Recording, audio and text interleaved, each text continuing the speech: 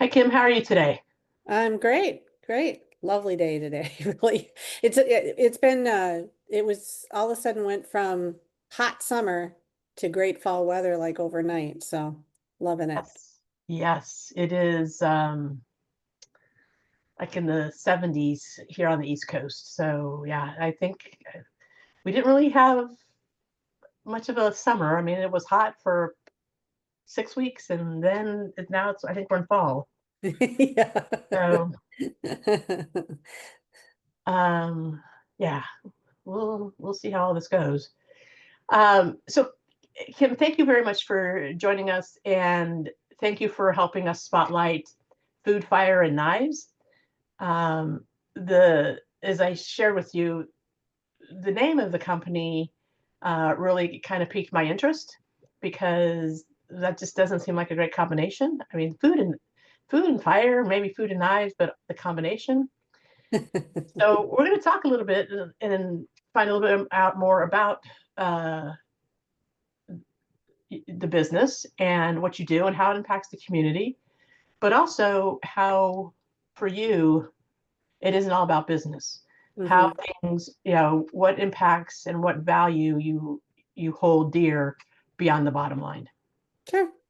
Sounds good. All right. So you gave me a couple questions out of the list that said, "Hey, I like these," so we'll go through some of those, and then I'll add a couple other ones in there as well. Sounds good. So first, what's the mission or the value guide your business beyond making money?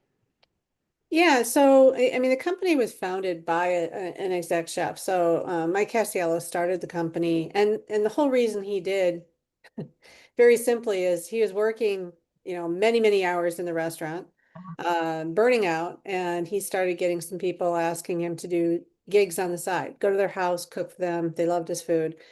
And he finally said, you know what? I'm done with the grind. If you at 5 o'clock you get done with work, you think you're going home, and nope, somebody else, couldn't come in, so you got to Right. spend another 5, 6 hours. So, literally, private chefs overall in our company are coming out of restaurants, and so our Okay. whole mission has been, how can we help those chefs, make a living at what they love to do, and they love to cook. They just didn't necessarily have much of a life, being in the restaurant, you didn't get to set your own schedule. You didn't get to set your own pricing. You didn't get to, really cook what you like to cook. Somebody else is always directing you. So we've built the marketplace so that in all of those cases, we're supporting the chefs. So they have their lives back, if they want to go and take, a Thursday off because they want to go see a baseball game with their kids, that's what they do. They just block off their schedule and nobody's going to say anything for it. So it's really been, looking at how can we in such a tough industry like the restaurant business, how can we make it easier for these people to do what their skill sets and what they love to do? Yeah, and I imagine, I think when we talked originally, you said this really, a lot of this came either because of COVID or as we entered kind of the backside of COVID. Yeah, I mean the explosion really happened for us once COVID started lightening up. Before that, it was, it was something that was more of a cottage business. It's growing a little bit, but with COVID, everybody's relationship with going into restaurants, even just that social behavior totally changed. Yep. So people weren't necessarily excited to go back into restaurants right away. They were tired of, having food delivered to them. It just didn't have that same effect. There's only so much you can have.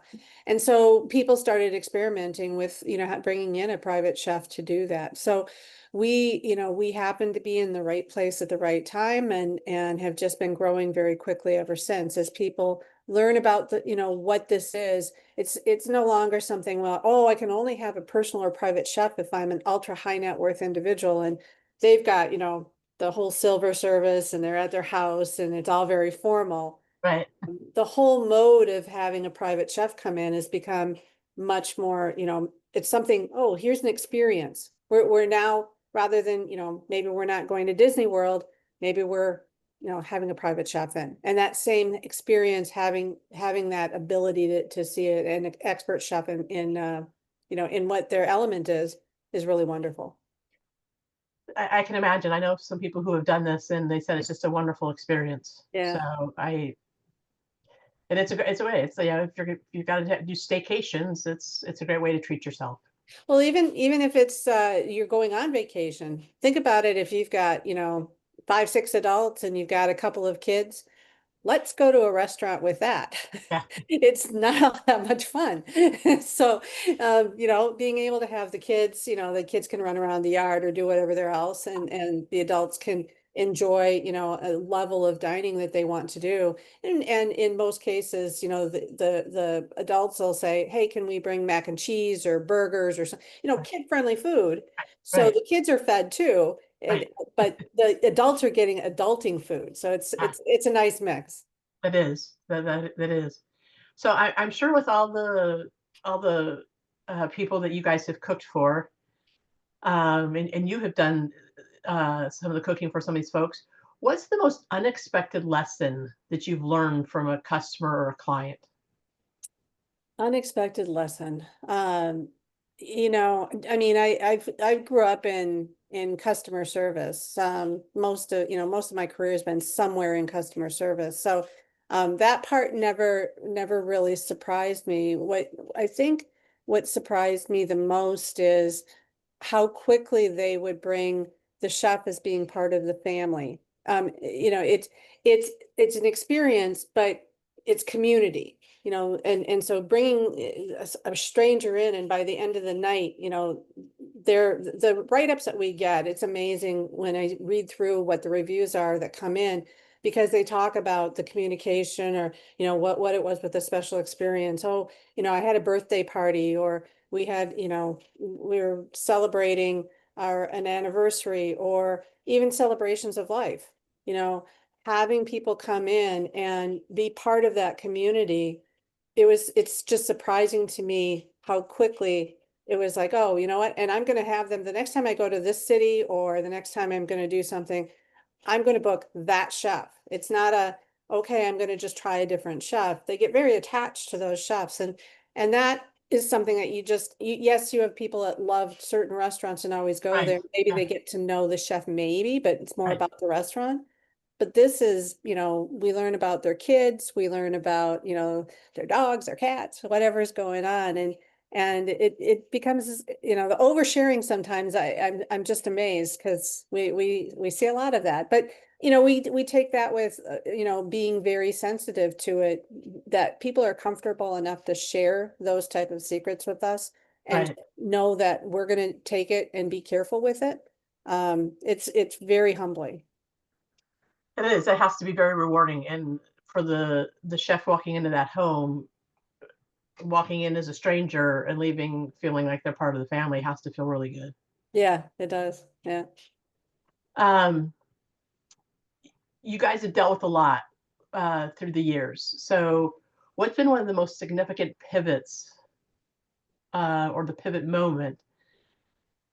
What is it, and what did it teach you? We changed from going from a smaller website platform to a larger website platform.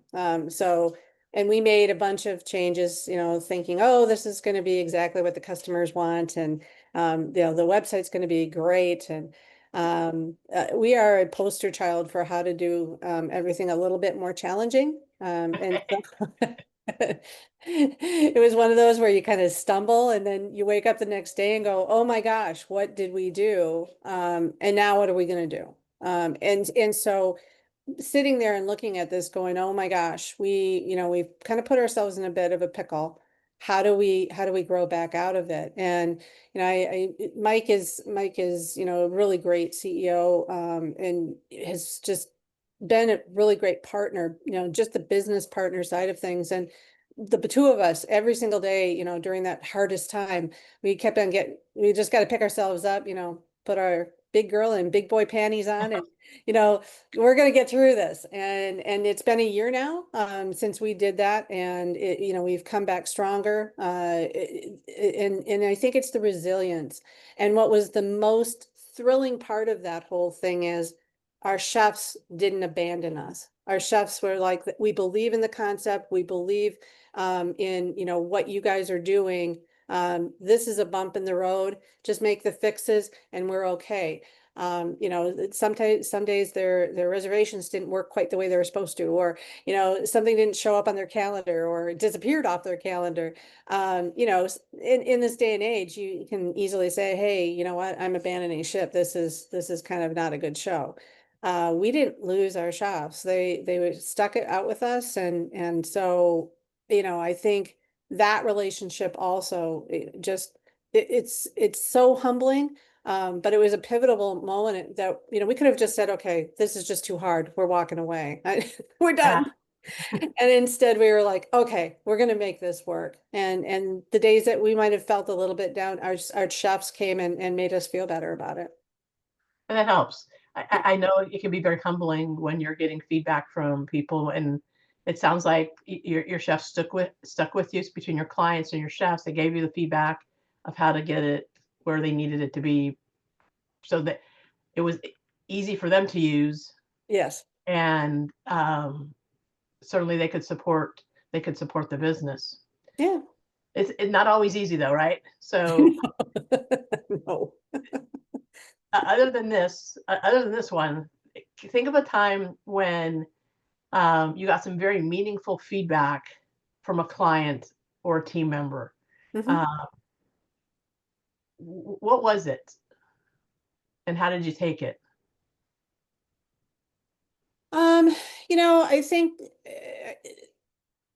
that it's more of that's more of a customer side than a chef side. Okay. You know, I think from that standpoint, um, I every once in a while, you know, it's all in how you if you're writing something, you know, interpretations on how something's written. Just a few weeks ago, I had somebody they came and asked a question, and it happened to be I happened to be the one to answer that question for the customer, and it wasn't the answer that they wanted. And so then they were like, well, you know, can you elaborate on that? And I was trying to be very clear and concise, and you know, they finally said, you know, you're the worst customer service there is. Oh, And I was like, ouch. okay.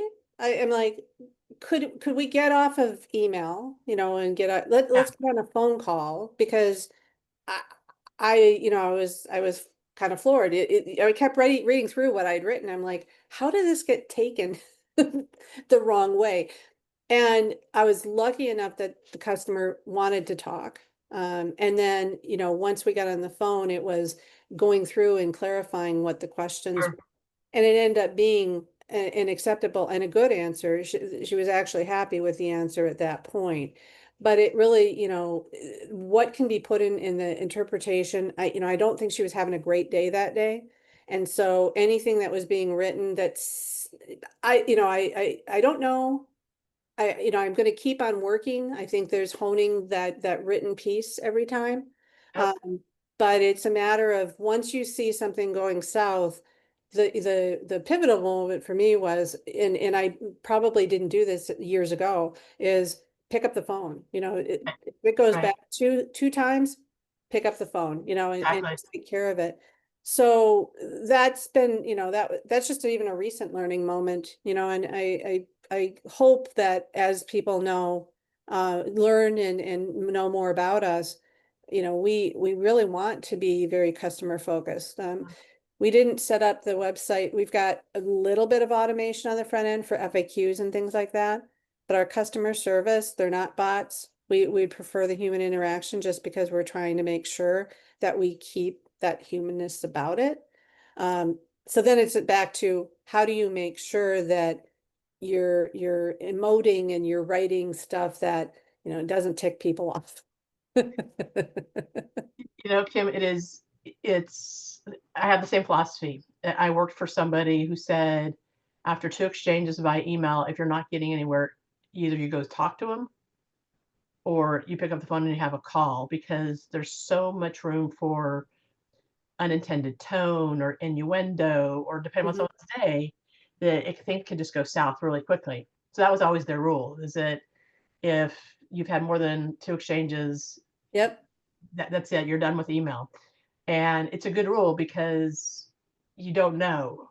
Mhm. And I mean, I think for myself sometimes, like if I'm having a bad day and I'm reading something, I'm like, I can't believe they would say that. And And they then probably had no idea that you were actually upset about that. They're going about their day right, thinking this is just a good exchange, everything's happy.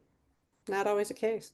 no, and it happens. So again, it's a great learning that it sounds like you guys have really done, and keeping the human aspect a part of your business, which I think many people right now really love, that they Hmm. talk to a human.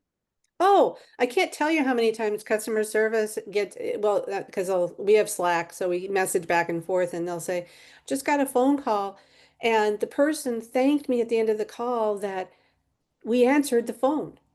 Because there's so much of it that's not happening. And so when they get somebody live on the phone, they're actually pleasantly surprised. And So that's a great feeling to have. it is. So this kind of goes with the one of the questions that you had picked out. Um, in what ways does your business make a difference in your community or your industry? Hmm. I think and I think we talked about this before. It is around that whole piece of community. Whether the chefs are out there, just doing their thing and getting paid for it, Yeah. but there's other aspects to it. These chefs, it's amazing how they think. And I'm going to give you a story on one of them because we actually gave her an award this year because we were just blown away. Last year, Asheville had the whole hurricane and everything, and um, things were really bad. She actually lives in Asheville, and she was lucky. She was one of the few places that had electricity. Didn't have a lot of other things, didn't have water, didn't have anything. After the storm was done, the first thing she and a couple of the other chefs did, but she led the charge, was they ran over to any restaurant they could and started getting food and started cooking.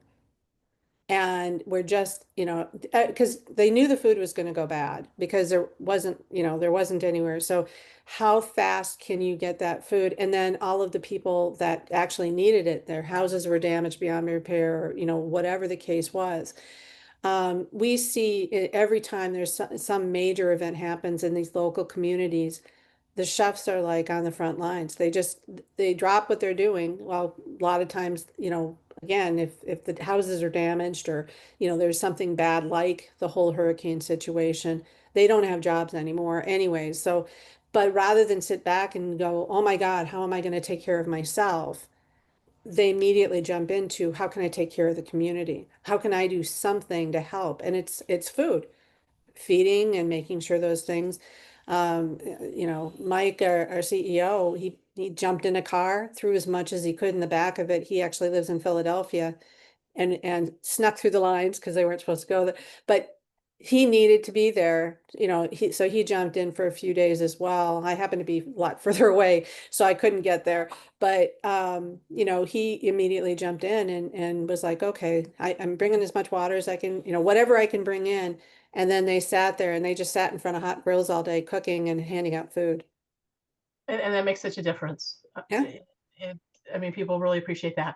They And do it with the wildfires. They've done it with, I mean, every single natural disaster that's been out there, you will find there's this crew of chefs that all of a sudden just goes into action. It's just amazing. when people think of wood, fire, and knives, and when people think of your brand, what do you want them to remember, or how do you want them to feel? I think I want them to feel special. I want them to, know that they come to one of our chefs and the chef is listening to them, making sure that their dietary needs are met, that the chef understands, what is expected. And so that when they get there, they're not lifting a hand at cleaning their kitchen. That's one of the compliments they get all the time. Oh, I didn't have to lift a finger. It's all clean and I'm so happy I didn't have to do the dishes. But I want them to have that warm feeling. I had somebody, I was with a group over the weekend at a racetrack, and he and I were just talking about different things. And there's that whole anticipation of an event, whatever experience you're going to be part of, right? And the anticipation, especially if there's a delay, people are late, or it's hot and there's nothing going on, but you think there's something going on. All of a sudden, it's like, okay, is this going to be a bad experience or not? And then all of a sudden, everything starts coming in. The chef shows up, starts, chopping and cooking and prepping. You're left with that adrenaline of what is the great experience. And when you leave at the end of the night, whether it's you got together a group of friends, and that night you remember that friendship and everything that you did with your friends. Our chefs help contribute to that, so it's whatever the memories are around that. But the adrenaline rush takes away that bad part of early in the day. I was sitting in traffic for 20 minutes or whatever the case is. It's gotta be nice knowing that, hey, I don't I may be stuck in traffic or I've had a really bad day, but, oh, I don't have to go home and cook dinner because There's going to be a chef there. There's that anticipation, and then the adrenaline's there when the chef shows up, and can I go sneak in the kitchen and ask them questions, or are they going to think wrong of me if I cut my tomato up wrong? Whatever the case is, right?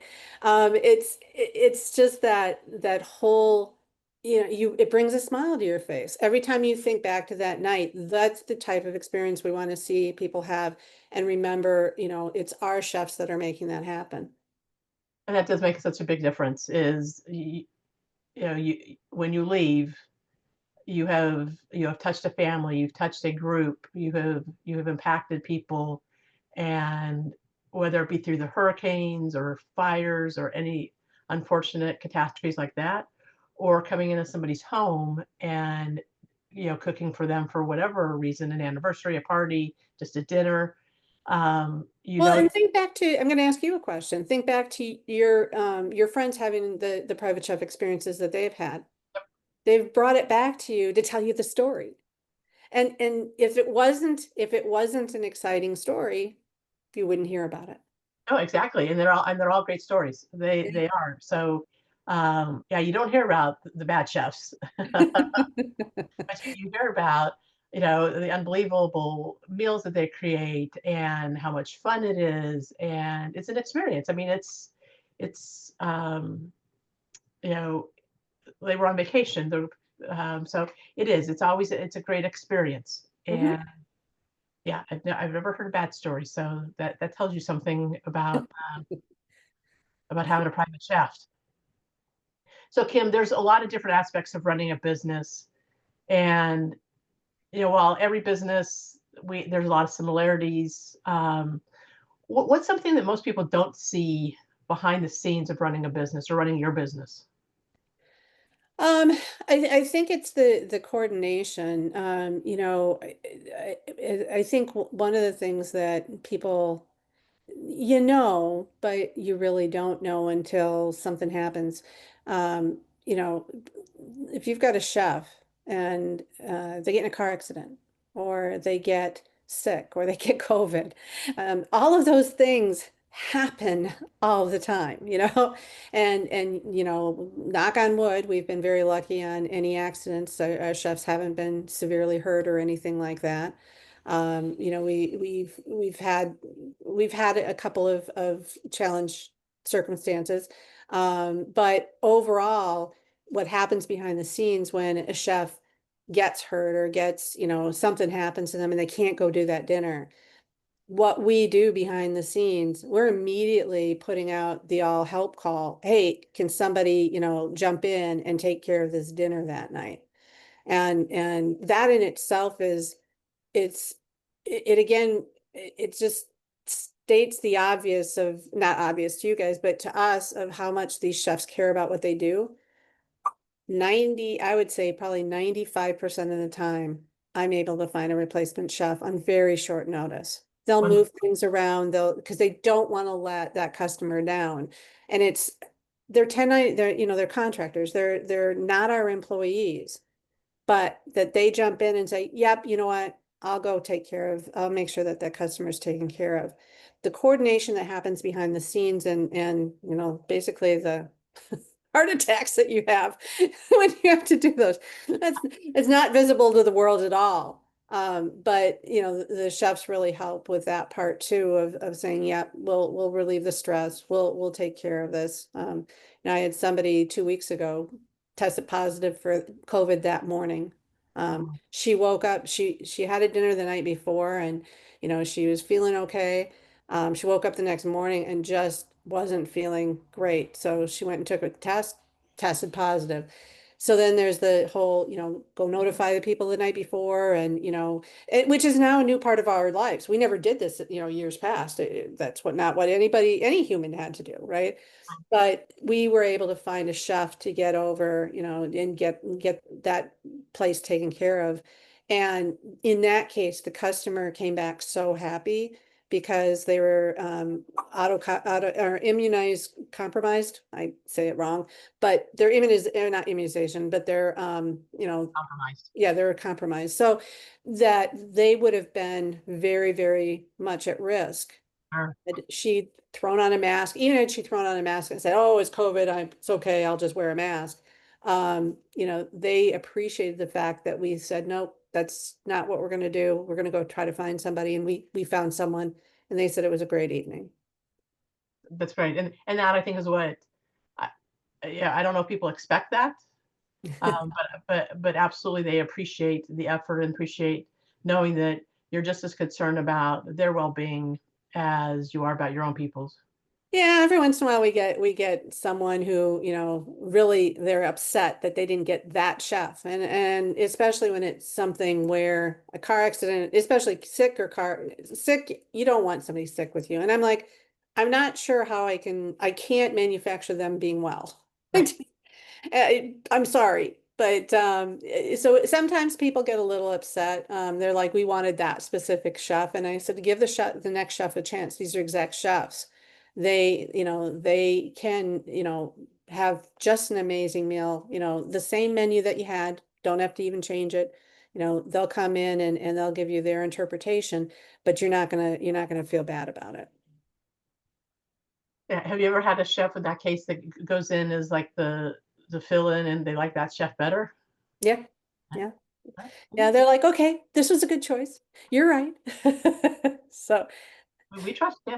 yeah, there you go. And that's how we get repeat business. It's those pieces where, that's just that one little extra thing that whether the chef does it, I had another time a chef was in a car accident and he put the car off to the side of the road, got done with the cops, jumped in an Uber with all his food and went and cooked the meal that night. Oh, wow. I mean, I'm sitting here going, how I would not be functioning. And but that's what they do. So let me ask you this question. When you think of your success, what does your success look like beyond the bottom line?